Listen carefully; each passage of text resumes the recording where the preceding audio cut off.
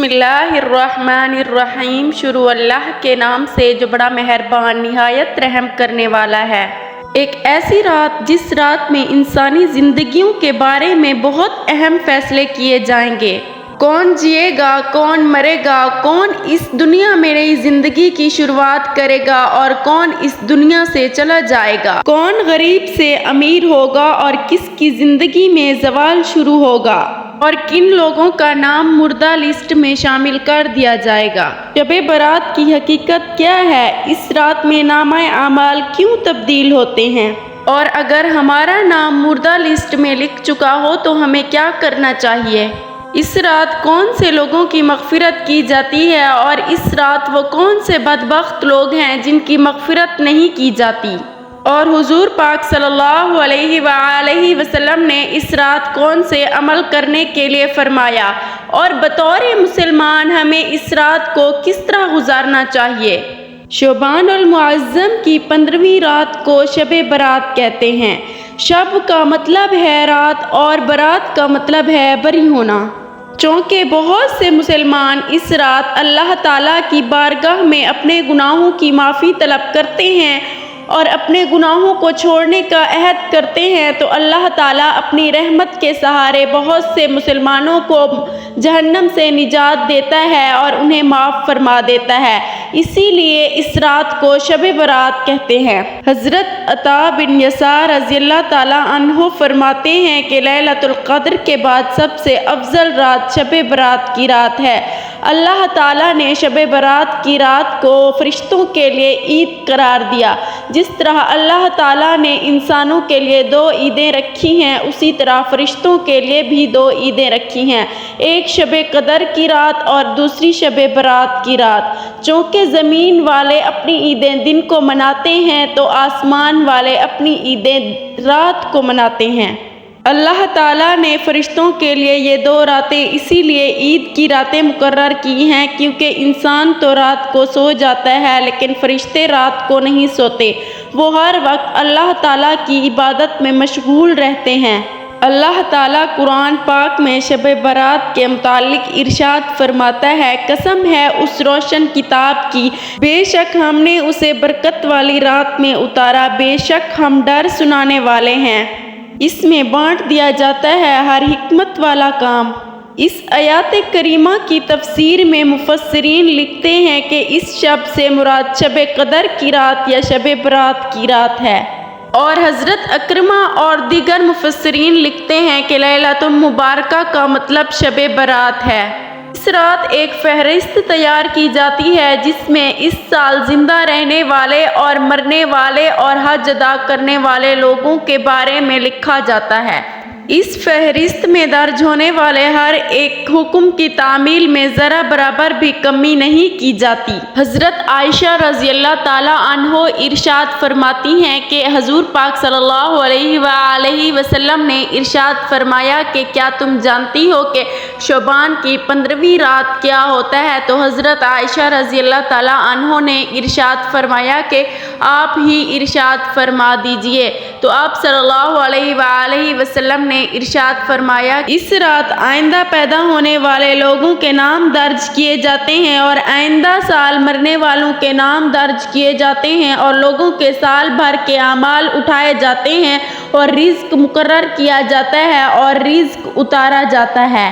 حضرت عطا بن یسار رضی اللہ تعالیٰ عنہ بیان فرماتے ہیں کہ اس رات اللہ تعالیٰ ملک الموت کو ایک فہرست عطا کرتا ہے اور فرماتا ہے کہ اس فہرست میں جن لوگوں کے نام درج ہیں انہیں مقررہ وقت پر ان کی روحوں کو قبض فرمانا۔ اس رات لوگوں کی زندگی اور موت کا فیصلہ ہو چکا ہوتا ہے مگر دنیا والے اس سے بے خبر ہوتے ہیں۔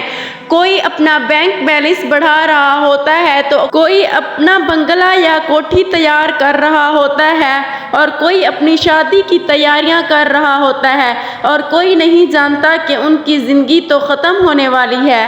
حضرت عثمان بن محمد رضی اللہ تعالیٰ عنہ سے روایت ہے کہ رسول پاک صلی اللہ علیہ وآلہ وسلم نے ارشاد فرمایا کہ 1 شعبان سے 2 شعبان تک جن لوگوں کی زندگی منقطع ہوتی ہے ان لوگوں کا نام اس رات میں درج کر لیا جاتا ہے۔ حالانکہ انسان شادی کرتا ہے اور بچے پیدا کرتا ہے، حالانکہ ان کا نام تو مردہ لوگوں میں شمار ہو چکا ہوتا ہے۔ شب برات کی رات کی ایک خصوصیت یہ بھی ہے کہ اس رات اللہ تعالیٰ بے شمار لوگوں کی مغفرت فرماتا ہے۔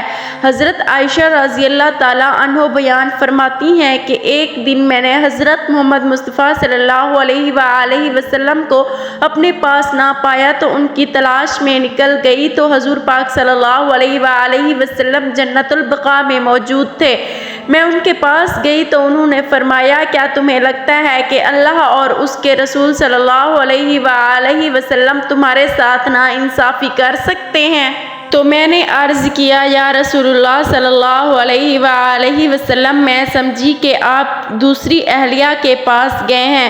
تو آپ صلی اللہ علیہ وآلہ وسلم نے ارشاد فرمایا کہ اللہ تعالیٰ شعبان کی 15ویں رات اپنی شان کے مطابق آسمانی مخلوق پر جلوہ گر ہوتے ہیں اور بنو کلب قبیلے کی بکریوں کے بال کے برابر لوگوں کی مغفرت فرماتا ہے۔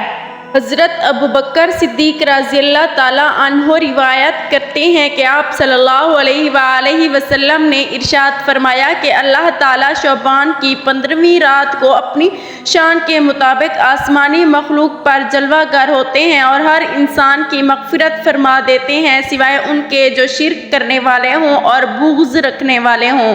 ایک اور روایت میں آتا ہے کہ حضور پاک صلی اللہ علیہ وآلہ وسلم نے ارشاد فرمایا کہ شعبان کی 15ویں رات اللہ تعالیٰ ہر شخص کو معاف فرما دیتے ہیں سوائے ان کے جو شرک کرنے والے ہوں اور کینہ رکھنے والے ہوں۔ حضرت عبداللہ بن عمر بن عاص رضی اللہ تعالیٰ عنہ سے روایت ہے کہ رسول پاک صلی اللہ علیہ وآلہ وسلم نے ارشاد فرمایا کہ اللہ تعالیٰ شعبان کی 15ویں رات اپنی رحمت سے ہر شخص کو معاف فرما دیتا ہے سوائے 2 شخص کے، ایک وہ جس نے کسی کا ناحق قتل کیا ہو اور دوسرا وہ جو کینہ رکھتا ہو۔ شب برات کی رات فرشتوں کو بہت سارے امور دیے جاتے ہیں اور شب برات کی رات اللہ تعالیٰ بہت سے لوگوں کی مغفرت فرماتا ہے۔ حضرت عثمان رضی اللہ تعالیٰ عنہ سے روایت ہے کہ رسول پاک صلی اللہ علیہ وآلہ وسلم نے ارشاد فرمایا کہ اللہ تعالیٰ شعبان کی 15ویں رات کو فرماتا ہے کہ ہے کوئی بخشش طلب کرنے والا جس کے گناہوں کو میں معاف کروں، ہے کوئی اپنے گناہوں کی معافی طلب کرنے والا جس کو میں عطا کروں۔ اللہ تعالیٰ اس رات تمام لوگوں کی دعاؤں کو قبول فرماتا ہے اور لوگوں کو مغفرت عطا فرماتا ہے سوائے 2 لوگوں کے، بدکار عورت اور مشرک شخص کے۔ حضرت علی رضی اللہ تعالیٰ عنہ سے روایت ہے کہ رسول پاک صلی اللہ علیہ وآلہ وسلم نے ارشاد فرمایا کہ اللہ تعالیٰ شعبان کی 15ویں رات ارشاد فرماتا ہے کہ ہے کوئی معافی طلب کرنے والا جس کو میں معاف کروں، ہے کوئی رزق تلاش کرنے والا جس کو میں رزق عطا کروں، ہے کوئی مصیبت زدہ جس کی مصیبت کو میں اس سے آزاد کروں، اور اللہ تعالیٰ غروب آفتاب سے لے کر طلوع آفتاب تک زمین پر نازل ہو جاتا ہے۔ اسی لیے ہمیں چاہیے کہ ہمیں اللہ تعالیٰ کی عبادت کرنی چاہیے اور صبح کے وقت روزہ رکھنا چاہیے۔ روایت میں ہے کہ حضور پاک صلی اللہ علیہ وآلہ وسلم نے ارشاد فرمایا کہ رمضان اللہ تعالیٰ کا مہینہ ہے اور شعبان میرا مہینہ ہے۔ حضور پاک صلی اللہ علیہ وآلہ وسلم رمضان کے بعد شعبان میں سب سے زیادہ روزہ رکھتے تھے اور صحابہ کرام کو بھی اس کی تلقین فرماتے تھے۔ افسوس کہ لیکن آج کے مسلمان اس رات کو آتش بازی کی نظر کر دیتے ہیں۔